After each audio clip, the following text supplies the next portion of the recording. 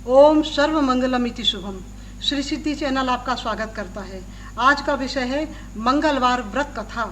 एक समय नैमिषारण्य तीर्थ में 88,000 ऋषि मुनि एकत्र होकर वेदों और पुराणों के ज्ञाता सूत जी से पूछने लगे, हे महामुने, आपने अनेक पुराणों की कथा सुनाई है, अब कृपा करके ऐसा व्रत बतलाएं जिसके करने से मनुष्य के समस्त अमंगल दूर हो, रोग शोक दरिद्रता और वंशहीनता का निवारण हो सके।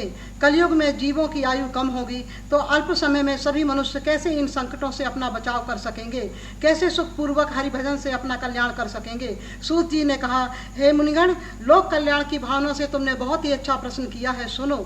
एक समय पांडवों की सभा में श्री कृष्ण बैठे हुए थे। युधिष्ठिर ने भगवान श्री कृष्ण से प्रश्न किया कि हे गोविंद, ऐसा कोई उपाय बताएं जिससे मनुष्य गुणवान संतान की प्राप्ति हो सके, क्योंकि पुत्र बिना पूर्त नामक नरक से उद्धार कैसे हो सकता है। निसंतान विशेष रूप से बिना पुत्र का मुख देखे मृत्यु लोक त्यागने से पितृऋण से मुक्ति नहीं मिलती। तो हे मधुसूदन, ऐसा कोई उपाय बताएं जिसे करने से कुल श्रेष्ठ पुत्र की प्राप्ति हो सके। श्री कृष्ण बोले, हे धर्मरक्षक, मैं तुम्हें एक प्राचीन इतिहास सुनाता हूँ। सुनो। कुंडनपुर नाम का एक नगर था जिसमें नंदा नाम का एक निर्धन ब्राह्मण रहता था। भगवान की कृपा से उसे 2 वक्त का भोजन प्राप्त हो जाता था, पर वह दुखी था क्योंकि उसके कोई संतान नहीं थी। पतिव्रत धर्म का पालन करने वाली उसकी एक श्रेष्ठ स्त्री थी। वह हनुमान जी की परम भक्त थी। वह हनुमान जी की भक्ति पूर्वक आराधना करती और मंगलवार के व्रत का अनुष्ठान करती और मीठा प्रसाद बनाती और हनुमान जी को भोग देने के बाद स्वयं प्रसाद ग्रहण करती।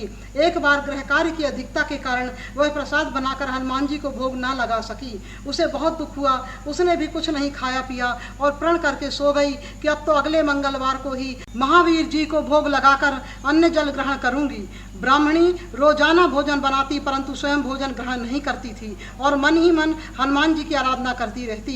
इस प्रकार 6 दिन व्यतीत हो गए। सुनंदा अपने निश्चय के अनुसार भूखी प्यासी रही। मंगलवार को सुनंदा प्रातःकाल मूर्छित होकर गिर पड़ी। सुनंदा की भक्ति के प्रभाव से हनुमान जी प्रसन्न हो गए और प्रकट होकर बोले, मैं तेरी भक्ति से प्रसन्न हूँ, वर मांग। सुनंदा बोली, हे प्रभु, मेरे कोई संतान नहीं है, कृपा करके संतानवती होने का वर प्रदान कीजिए। हनुमान जी ने कहा, हे भक्ति मते, तेरी इच्छा अवश्य पूर्ण होगी। तेरे एक कन्या होगी, उसके अष्टांग रोज सोना दिया करेंगे। ऐसा कहकर हनुमान जी अंतर्ध्यान हो गए। ब्राह्मणी बहुत प्रसन्न हुई। उसने सारा समाचार अपने पति से कह सुनाया। ब्राह्मण देव कन्या का वरदान सुनकर बहुत दुखी हुए, परंतु सोने की बात सुनी तो प्रसन्न हो गए। सोचा, कन्या के साथ मेरी निर्धनता भी समाप्त हो जाएगी। श्री हनुमान जी के वरदान से वह ब्राह्मणी गर्भवती हुई और 10वें महीने में उसने एक सुंदर कन्या को जन्म दिया। धीरे धीरे वह कन्या 10 दिन की हो गई। 10वें दिन ब्राह्मण नंदा ने बालिका का नामकरण संस्कार कराया। पुरोहित जी ने कन्या का नाम रत्नबाला रखा।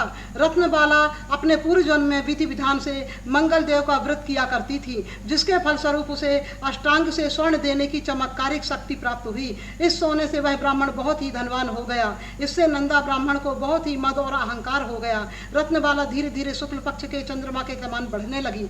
एक दिन सुनंदा ने देखा कि उसकी पुत्री रत्नबाला विवाह योग्य हो गई है। उसने अपने पति नंदा से बोली, हे स्वामी, अपनी पुत्री रत्नबाला विवाह के योग्य हो गई है, अतः कोई सुंदर योग्य वर देखकर उसका विवाह कर दें, क्योंकि शास्त्र कहता है कि योग्य वर को कन्यादान से सभी तीर्थों का पुण्य प्राप्त हो जाता है। नंदा ब्राह्मण बोला, जल्दी क्या है, अभी तो रत्नबाला 10 वर्ष की है, 16 वर्ष तक में विवाह कर देंगे। सुनंदा ने कहा, समय जाते क्या देर लगती है, हे स्वामी, योग्य वर की खोज तो कराइए। नंदा बोला, अच्छा ठीक है, मैं कल ही वर की खोज में जाऊंगा।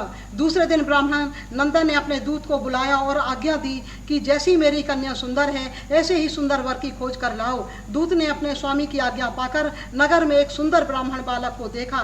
बालक देखने में सुंदर था तथा उसमें ब्राह्मणों के सभी गुण मौजूद थे। इस बालक का नाम सोमेश्वर था। दूत ने आकर स्वामी नंदा से बताया। नंदा ने बालक सोमेश्वर को देखा और अपनी कन्या के योग्य वर जानकर विधि पूर्वक विवाह कर दिया और कन्यादान में काफी धन दिया। ब्राह्मणी ने विधि पूर्वक कन्यादान कर अपने को बहुत भाग्यशाली माना। नंदा को महालोभ हो गया। उसने विचार किया कि अब तो कन्या चली जाएगी तो उससे प्राप्त होने वाला सोना भी अब मुझे प्राप्त नहीं होगा। मेरे पास जो धन था वह विवाह में खर्च हो गया। और जो थोड़ा धन बचा है वह भी जल्दी ही नष्ट हो जाएगा। अतः इस कन्या का विवाह करके मैंने गलती की है। अब मुझे कोई उपाय करना चाहिए जिससे कन्या मेरे ही घर में बनी रहे, अपनी ससुराल ना जाए। नंदा इसी चिंता में रात्रि भर सोया नहीं। उसने विचार किया कि जब कन्या को विदा कर सोमेश्वर अपने घर ले जाएगा तो रास्ते में ही उसका वध कर दिया जाए, तो किसी को मुझ पर संदेह भी नहीं होगा और कन्या मेरे ही घर पर रहेगी। ऐसा विचार कर वह सुबह की प्रतीक्षा करने लगा। प्रातः जब कन्या अपने घर से विदा हुई तब नंदा मार्ग में छुपकर बैठ गया और योजना के अनुसार उसने सोमेश्वर का वध कर दिया और पुत्री के पास आकर रोते हुए बोला कि हे पुत्री, मार्ग में लुटेरों ने तेरे पति का वध कर दिया है। अब तू घर चल और पिता के घर पर ही रहकर अपना शेष जीवन व्यतीत कर, क्योंकि भगवान की इच्छा के आगे किसी का कोई वश नहीं चलता। उसे जो अच्छा लगता है वही करता है। हे पुत्री, जो कुछ भाग्य में लिखा होता है वही होता है। पिता के द्वारा अपने पति की मृत्यु का समाचार सुनकर पुत्री रत्नबाला बहुत दुखी हुई और अनेकों प्रकार से रुदन करने लगी और पिता से बोली, हे पिता, इस संसार में जिस स्त्री का पति नहीं है उस स्त्री का जीवन व्यर्थ है। मैं अपने पति के साथ ही अपने शरीर को जला दूंगी और सती होकर अपने इस जन्म को अपने माता पिता के नाम को तथा सास ससुर के यश को सार्थक करूंगी। मैं अब लौटकर घर नहीं जाऊंगी। रत्नबाला के वचन को सुनकर ब्राह्मण नंदा बहुत दुखी हुआ। उसने विचार किया कि मैंने व्यर्थ ही जमाता सोमेश्वर का वध किया, मेरा सारा प्रयास विफल हुआ। धन के लोभवश मैंने पाप किया, परंतु फिर भी मेरा मंतव्य पूरा नहीं हुआ। मेरा तो दोनों ही तरफ से मरण हो गया। यह सोचकर वह बहुत दुखी हुआ और छाती पीटकर रोने लगा। सोमेश्वर की चिता बनाई गई।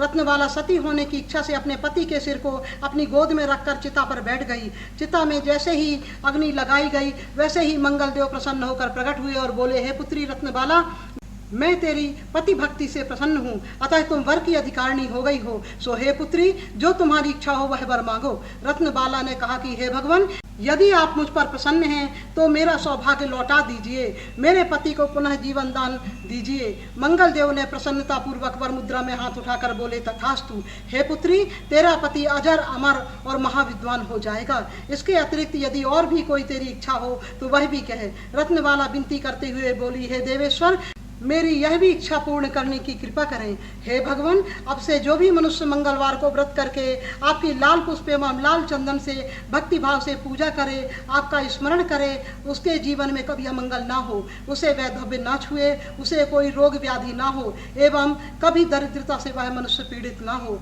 रत्नबाला की इच्छा सुनकर मंगलदेव वर मुद्रा में हाथ उठाकर बोले, तथास्तु। हे पुत्री, ऐसा ही होगा।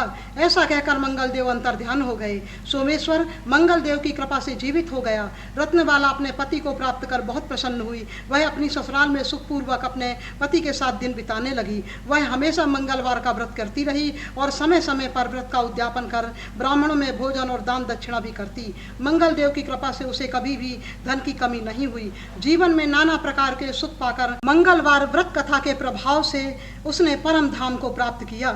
जय बोलो व्रतराज की, जय बोलो हनुमान की, जय बोलो मंगलदेव की। इस परम पुण्यमयी कथा का श्रवण कर आप सभी मंगलमयी जीवन को प्राप्त करें। जय श्री राम।